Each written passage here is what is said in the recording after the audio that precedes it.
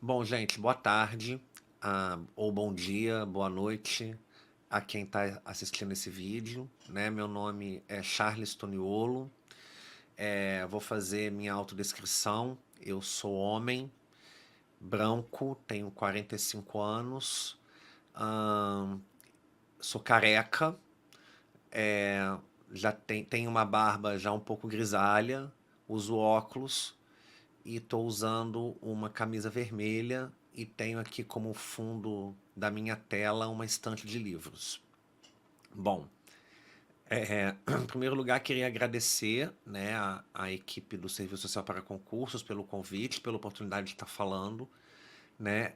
Para quem não me conhece, eu sou assistente social, eu exerço a profissão atualmente na docência, em serviço social, na Escola de Serviço Social da Universidade Federal do Rio de Janeiro, a UFRJ. Né? E queria agradecer a oportunidade de estar falando aqui com vocês sobre o tema que eu venho me debruçando nos últimos anos, né, um tema de estudo, que é o tema do sigilo profissional. Foi o tema que eu pesquisei na minha tese de doutorado, defendida na PUC de São Paulo no ano de 2020, né?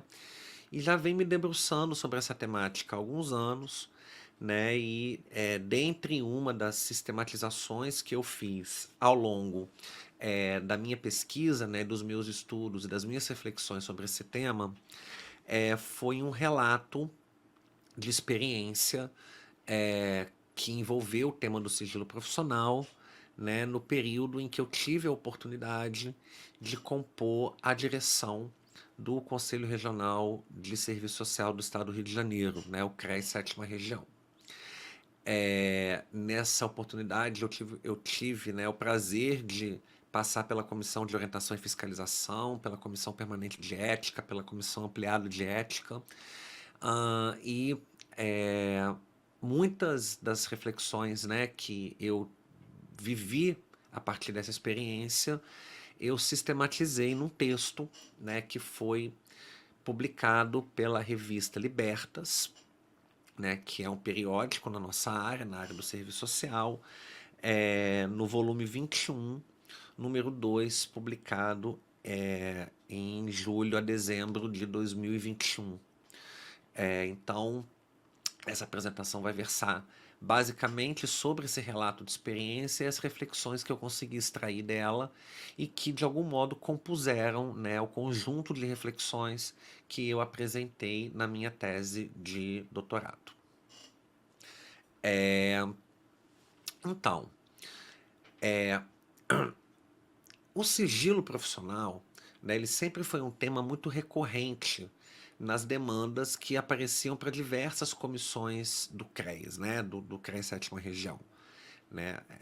É um conselho que possui muitas comissões temáticas, né, que agregam assistentes sociais de diferentes áreas de atuação, com diferentes temas que são objeto da sua intervenção profissional, enfim, né, um espaço onde, né, debates sobre o exercício profissional aparecem de diversas formas, né, e por diversos caminhos, né. Mas a gente tem algumas comissões, né, que são comissões obrigatórias que todo CRES, todo Conselho Regional de Serviço Social tenha, né, e quem é da direção acaba se relacionando muito com essas comissões, nessas comissões, né, em especial, o tema do sigilo profissional aparece com alguma frequência, né? Seja do ponto de vista de orientação que a categoria precisa, que a categoria requer, demanda, né, do CRES, seja por conta das denúncias éticas que chegam ao conselho, enfim, né, seja por conta das situações vivenciadas pelos assistentes sociais no seu cotidiano, né? Então a gente via que essa demanda, né, ela aparecia sob vários aspectos, né, no conselho, né? Mas a gente pôde identificar ao longo desse período, né, foram 6 anos de experiência, que dois eixos centrais eram que demandavam o debate do sigilo profissional no CRES, né? O primeiro eixo era o eixo das condições de trabalho dos assistentes sociais, né? como é que isso interferia ou não, se isso determinava ou não no sigilo profissional.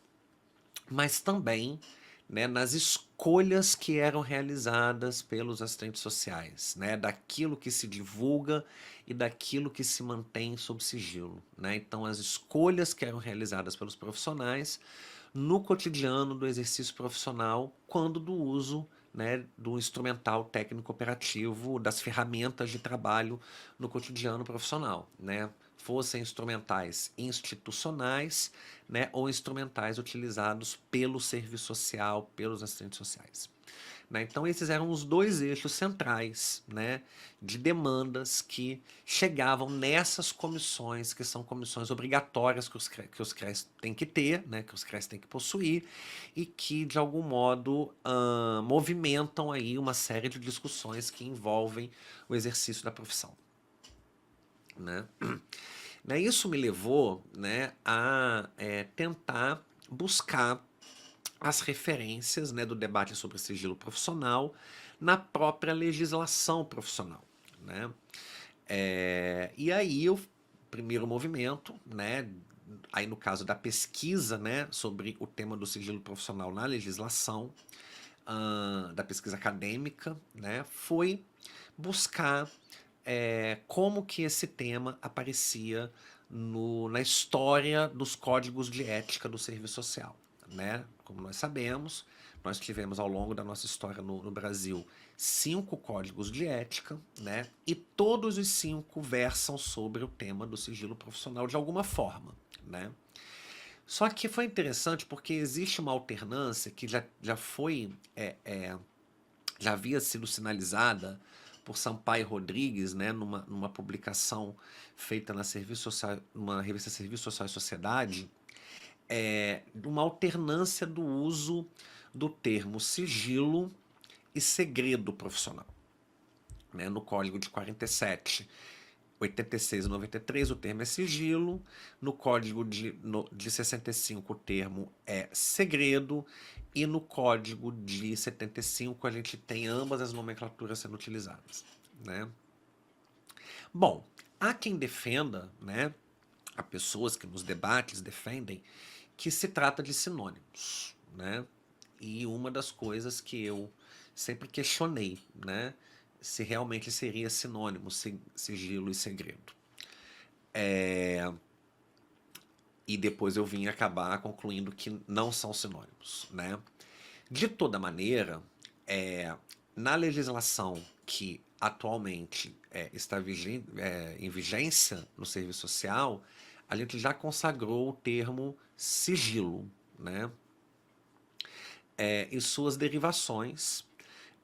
Não, né, sigiloso, material técnico sigiloso, a gente vai falar disso aqui durante a nossa exposição, né? E não apenas no código em vigor, mas nas diversas resoluções que aparecem depois de 1993, né? Com uma única exceção, que é a resolução 556, que nós vamos falar dela daqui a pouco, onde aparece o termo confidencialidade. Mas o termo que se consagrou hoje, né, na legislação profissional é o termo sigilo. Né? E o Código de Ética vigente, né, de 1993, dedica, além de dedica um capítulo exclusivo sobre o sigilo, né, mas também se refere ao sigilo profissional em outros artigos que não apenas, né, no capítulo sobre o sigilo profissional. Né? Então, daí a gente foi tentar analisar esses artigos, né, claro, à luz do debate sobre a ética profissional no serviço social, mas analisar as redações, né, desses artigos, até porque essa análise das redações era fundamental para o trabalho no CRES, da gente poder construir as ferramentas de orientação, né, e de análise das situações que chegavam para a gente. Né? Então, a gente fazia um esforço de tentar interpretar e aprofundar as nossas reflexões e interpretações sobre o sigilo a partir do que já está legislado, né, no serviço social brasileiro. Né?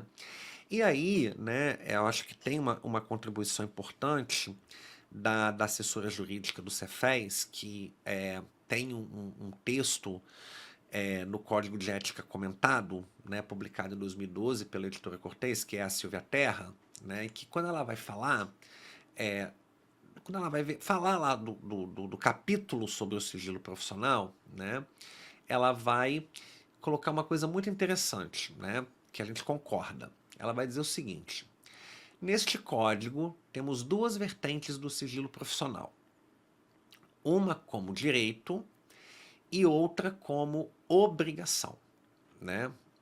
O artigo 15 do Código de Ética, né, ele define lá, o sigilo profissional é direito do assistente social, né? Então, nós temos o direito ao sigilo, né? Mas ela também fala que não é só direito, também é obrigação, né? E aí ela constrói uma argumentação que eu concordo e eu tento adensar algumas coisas, né, nessa argumentação que ela faz, né? Primeiro, ela alerta, né, que o sigilo profissional é uma obrigação não apenas pela regulação do Código de Ética, né, mas porque existem outros dispositivos legais, outros dispositivos jurídicos que versam sobre a obrigatoriedade do profissional manter sigilo profissional, né? Então a gente tem isso na Constituição Federal, a gente vai ter isso no Código Penal, no Código de Processo Penal, no Código Civil, no Código de Processo Civil, em várias legislações, né, que versa sobre as práticas das profissões de um modo geral, né? E aí vai incluir o serviço social como profissão que é, já vão legislar, né, já vão regular a obrigatoriedade da manutenção do sigilo profissional, né? Mas não apenas, né, nessas legislações mais amplas. O próprio texto do Código de Ética Profissional, ele permite identificar o sigilo profissional como dever, né? Então a gente tem lá o artigo 15, que fala que o sigilo é direito, mas logo em seguida a gente tem o artigo 16, que diz o seguinte: o sigilo protegerá o usuário e a usuária em tudo aquilo de que o assistente social e a assistente social tome conhecimento como decorrência do exercício da atividade profissional. Também no artigo 17, né, a gente vai ter lá dito: é vedado ao assistente social revelar sigilo profissional, não é? Então vamos lá. Quando o sigilo profissional, né? Quando a gente fala que é vedado revelar o sigilo profissional, né? Aqui denota uma obrigação, não é? A vedação da revelação, ou seja, a proibição da revelação, coloca para assistentes sociais o dever de guardar sigilo. Se você está vedado de revelar, você precisa guardar o sigilo, você tem a obrigação de guardar o sigilo. Então, por isso que ele também é obrigação, né? Mas por que ele também é obrigação? Também está no artigo 16. Porque ele serve para proteger o usuário em tudo aquilo que o assistente social toma conhecimento. Então, presta atenção, né? Ele lá no artigo 15 diz que é direito do assistente social. Mas quando a gente vai para o artigo 16 e 17 e consegue interpretar que também se trata de uma obrigação, ela é uma obrigação porque ele também é um direito do usuário. É o direito do usuário que o profissional mantenha sigilo profissional. É direito do usuário que o profissional tenha a obrigação do sigilo profissional. Para quê? Para garantir a sua proteção, né? Então, nesse sentido, né, o texto é enfático. O sigilo tem como objetivo a proteção do usuário. Ainda que ele seja direito do assistente social, a finalidade maior, a finalidade dele é a proteção do usuário, né? Portanto, é um dever de assistentes sociais. Por quê? Porque são os assistentes sociais quem acessam as informações sobre os usuários, né? E eles acessam essas informações pelo meio de uso de diferentes instrumentos técnico-operativos, né? entrevistas, visitas domiciliares, visitas institucionais, participação em reuniões, acesso a material técnico sigiloso, né, a observação, enfim, eu posso aqui ficar elencando uma série de instrumentos que a gente usa, que a gente mobiliza no nosso exercício profissional e que faz com que a gente acesse informações, né, sobre a vida da população, das pessoas que a gente atende, né? Então, por isso ele tem como objetivo final, né, primeiro, a proteção do usuário, né? Então, trata-se o sigilo, em primeiro lugar, e antes de tudo, de uma prerrogativa de responsabilidade ética do profissional, né? Por quê? Porque quando a gente acessa as informações dos usuários, a gente precisa escolher que informações serão compartilhadas, não é? E que informações se mantêm sob sigilo, né? A gente está falando de escolhas profissionais, né? E quando a gente está falando de escolha, a gente está falando de escolha guiada por valores, portanto, de escolhas éticas. Na medida em que o sigilo também é um dever, então ele está inscrito numa prerrogativa de responsabilidade profissional no campo da ética profissional, né? Isso é importante, né, a gente falar, né, porque existem muitas interpretações, né, do que é o sigilo profissional, né? Alguns autores falam, por exemplo, de uma tese absolutista do sigilo profissional, né? Ou seja, uma ideia de que absolutamente tudo que o profissional fica sabendo, ele não pode compartilhar, né? Já tem outros autores que falam que o sigilo profissional ele é o mínimo possível, né? Você pode compartilhar tudo. Isso tudo vai depender de qual referencial teórico que o profissional, que o autor utiliza, né? Eu acho que não é nenhum nem outro, né? Mas a gente precisa, para explicar isso, né, entender como é a inserção do serviço social no mundo do trabalho, né? E aí a gente vai resgatar, né, todo o acúmulo que nós já construímos ao longo da história, de que nós não somos profissionais liberais, né? Nós somos trabalhadores assalariados que exercemos a nossa profissão em serviços, né? Em instituições que prestam serviços diversos à população, né?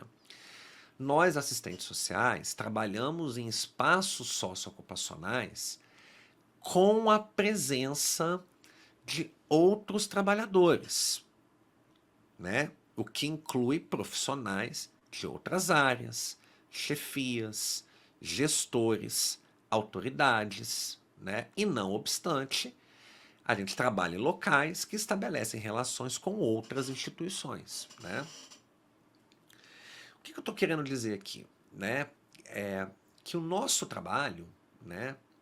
Ele sempre está inserido em equipes multiprofissionais. Não existe uma instituição, né? Ou não existe um serviço social, né? Um serviço prestado à população que exista somente uma categoria profissional, né? Os serviços eles demandam, eles requisitam, né, a presença de diferentes saberes, diferentes habilidades, diferentes conhecimentos, né, diferentes competências para que ele possa então efetuar aquilo que ele se propôs como prática institucional, né? E nós, né, na condição de trabalhadores assalariados, ou seja, que vendemos a nossa força de trabalho em troca de um salário para essas instituições, não é? Temos responsabilidades e obrigações, né, para com essas instituições que nos contratam, né, que precisam então acessar algumas das informações que nós adquirimos ao longo do nosso processo de trabalho, né? Quando eu estou atendendo um usuário numa instituição, ele é, naquele momento, usuário do serviço social da instituição, mas ele não deixa de ser usuário da instituição, né? Ele é usuário do serviço, ele não é cliente do assistente social, né? Ele não é paciente do assistente social. Ele é usuário do serviço. E o serviço não tem só assistente social, né? Portanto, esse caráter de profissional assalariado que está inserido em espaços institucionais multiprofissionais requer que o assistente social compartilhe informações, não é? Então, o compartilhamento de informações faz parte do trabalho do assistente social. E de informações sobre aquilo que a gente coletou no contato com a população usuária. Ou no contato tendo em vista, né, as demandas da população usuária. Né, porque a gente pode ter acessado essas informações por outras vias, né, numa reunião de rede, numa reunião de equipe, ou lendo um documento, um relatório, enfim, um processo. A gente pode coletar essas informações de várias formas. O fato é que algum nível de compartilhamento vai ter que ser feito. Por quê? Porque nós estamos inseridos em serviços. Então isso desmonta qualquer tese absolutista do sigilo, né? Qualquer tese que diz que o sigilo profissional é absoluto. Isso na prática não existe, né? Por quê? Porque nós precisamos nos comunicar com outros agentes, né, profissionais, uma vez que somos todos agentes de um mesmo serviço, de uma mesma instituição, né? Ou de uma mesma rede, né, de um mesmo sistema. Aí a gente pode ampliar, né, não só para dentro da instituição, mas também na relação que a própria instituição estabelece com outras, né? Por isso que a gente não pode estabelecer, né, essas relações com os usuários no campo do segredo, né? Porque o segredo parte de uma ideia, né, de que tudo que o usuário fala vai ser mantido em segredo. E isso não é verdade. A gente vai compartilhar algum nível de informação, né?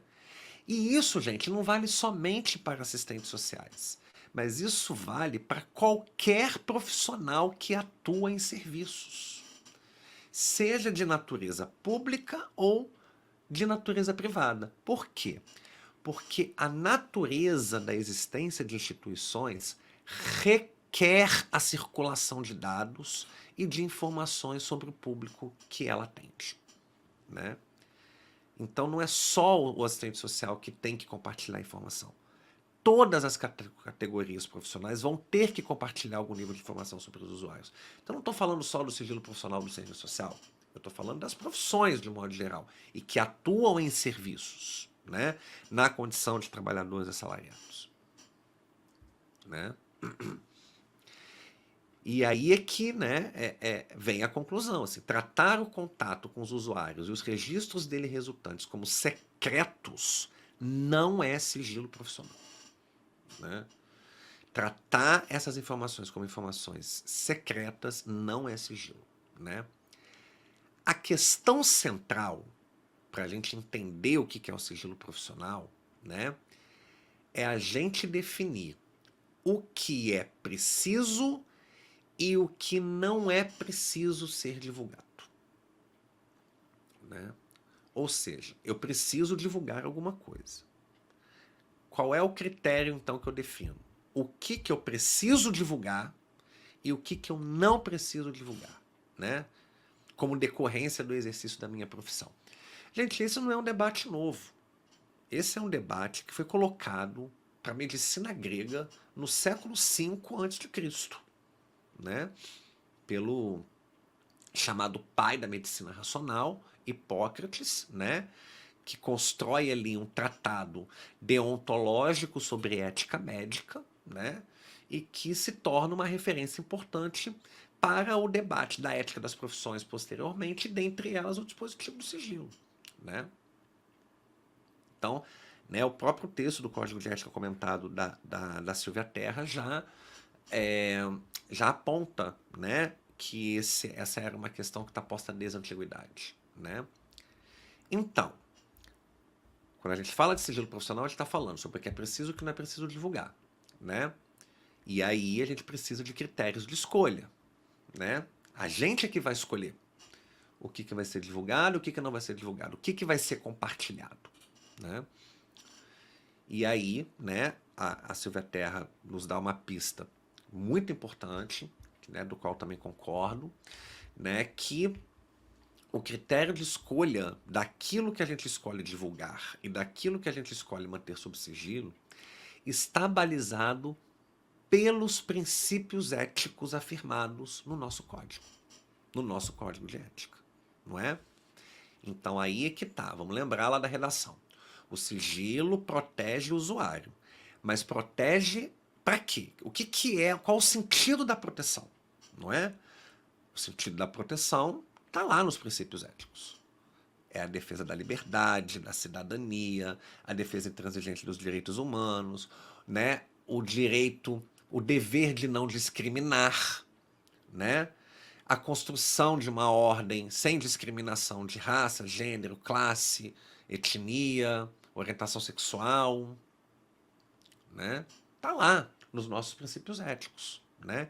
Essas são as balizas, né, que vão nos nortear sobre o que vamos compartilhar e o que não vamos compartilhar, né? E isso implica, não é, da gente ter muita firmeza e ter muita e ser bastante enfático em quais são, enfático para nós mesmos, né?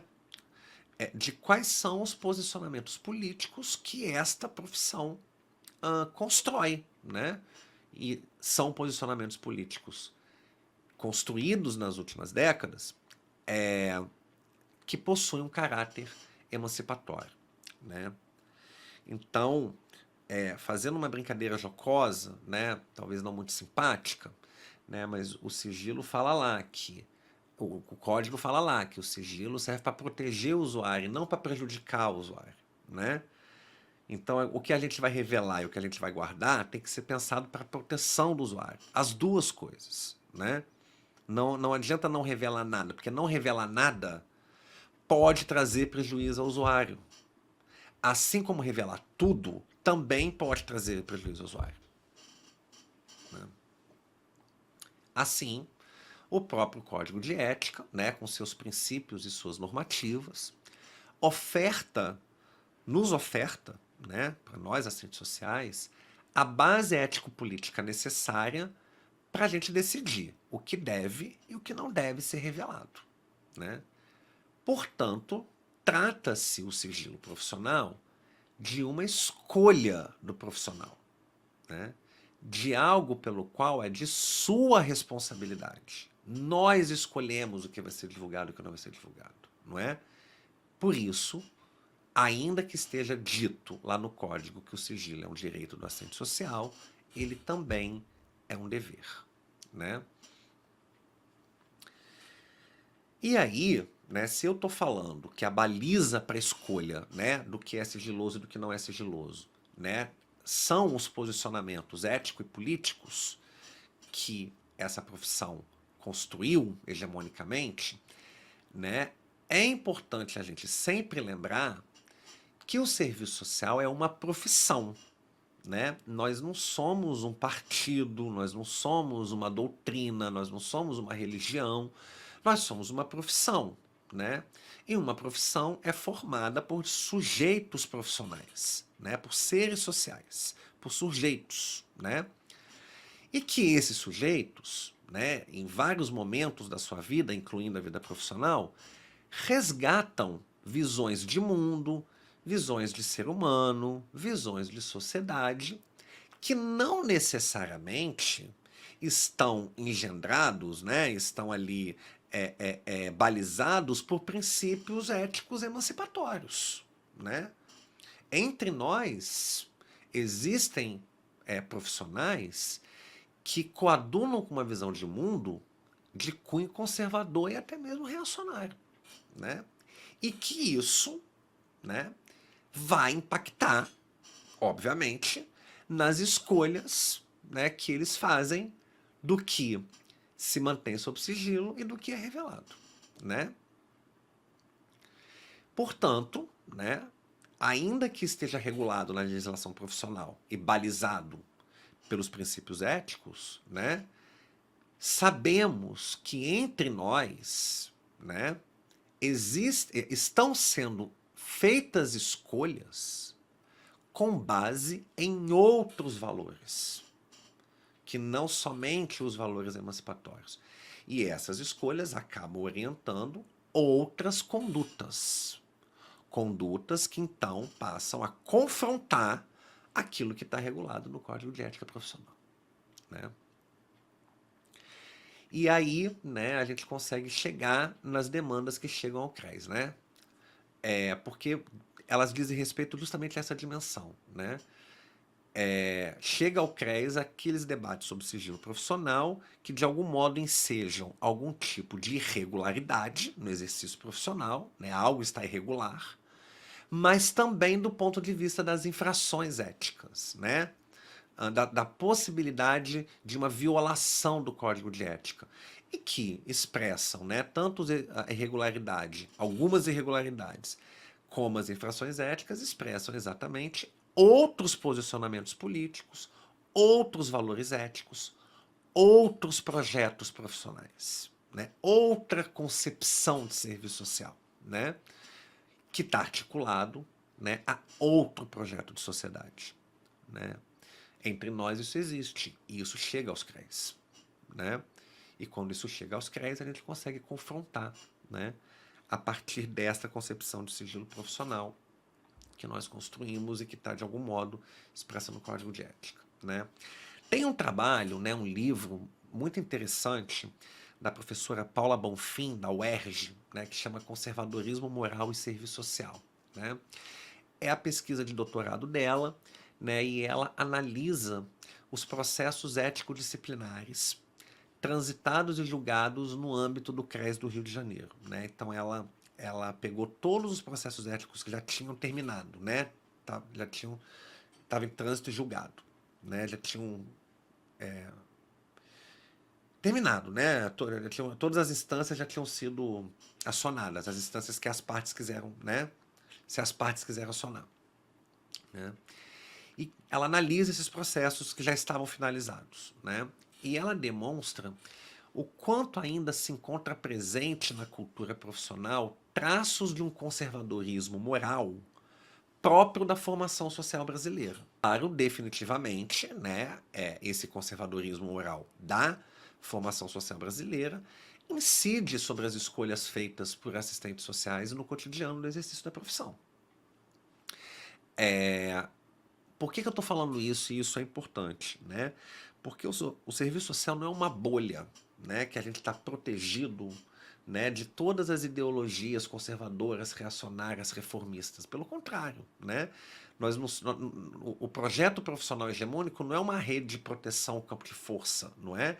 Ele é hegemonia, mas a gente é tensionado o tempo todo também por essas visões de mundo e por essas ideologias. E isso acaba incidindo, muitas das vezes, na prática de assistentes sociais, né? Também a Paula Bonfim, ela aponta uma característica muito interessante da análise dos processos éticos, né? O quanto os próprios assistentes sociais denunciados, né, no momento em que eles vão apresentar suas defesas, eles não consideram as condições de trabalho como um elemento a ser ponderado na avaliação da conduta profissional, né? Então, nem para se defender, muitas das vezes a gente se reconhece como um trabalhador assalariado que se constrange diante de determinadas situações que nós encontramos no mundo do trabalho, né? Ainda assim, é sempre uma defesa de honra, né? Da honra profissional. É, e desconsidera que, muitas das vezes não, desconsidera o fato de que o exercício profissional ele é materializado dentro de serviços que ocorrem em determinadas condições, né? E que determinadas condições podem ser mais propícias ou não a violações éticas, ainda que a responsabilidade ética seja do profissional, né? Mas essa responsabilidade ela não é atomizada num conjunto de relações que também envolve a questão das condições de trabalho. Então aqui a gente já começa a fazer, né, essas relações daqueles dois eixos do debate sobre sigilo profissional, né? Também no Código de Ética Profissional, né, o sigilo aparece como uma obrigação quando se trata das relações com a justiça, né? Que é uma tensão constante, né? Com a categoria profissional, né? Tá lá no Código de Ética, no artigo 19, que diz, né, que é dever dos assistentes sociais comparecer perante autoridade competente, quando intimado ou intimada, né, a prestar depoimento, para declarar que está obrigado a guardar sigilo profissional nos termos deste código e da legislação em vigor. Vamos lembrar que o sigilo não está regulado somente no Código de Ética, mas na legislação, em outras legislações de um modo geral, né? Então ele precisa comparecer em juízo e declarar que está obrigado a guardar sigilo. O fato dele estar obrigado a guardar sigilo, não significa que ele não vai falar nada. Por quê? Porque algum nível de compartilhamento é preciso fazer. Né? Nós estamos falando de serviços, né? De instituições que lidam com o cotidiano da vida das pessoas, né? Que lidam com isso, né? E isso está escrito na linha anterior, na linha A do artigo 19, né? Que vai dizer que o profissional tem que comparecer em juízo para apresentar as conclusões do seu laudo ou depoimento. Portanto, se um profissional é chamado em juízo, é porque ele já escreveu alguma coisa sobre o caso. Se ele escreveu alguma coisa sobre o caso, algum nível de compartilhamento ele já fez. Então, o comparecimento em juízo é para isso. É para afirmar aquilo que já foi feito, né? E caso o juiz entenda, ou a juíza entenda, né, que ele queira ter mais informações, né, e que o profissional entenda que as informações que o juiz quer acessar são informações sigilosas, aí ele declara em juízo que ele está obrigado a guardar sigilo profissional. Mas isso não significa que ele não fala nada. Ele fala alguma coisa no depoimento oralmente. Algo que provavelmente ele já falou, mas não oralmente. Ele falou pela linguagem escrita, né? Pelo laudo, pelo parecer que ele elaborou, né? Então, se a gente está falando que um laudo já foi emitido, né? Que um texto já foi construído pelos assistentes sociais, por um assistente social, né? Então o código deixa bastante evidente que não se trata de segredo. Mais uma vez, né? Porque existe um nível de compartilhamento de informações, mas é um nível de compartilhamento. Por quê? Porque existe o dispositivo do sigilo, como responsabilidade, obrigação e dever, nos termos da legislação brasileira, né? Entre o Código de Ética, mas também outras legislações, né? Então, esse é um debate muito importante para a gente encerrar aqui um pouco esse debate sobre a questão da responsabilidade profissional em torno do sigilo profissional.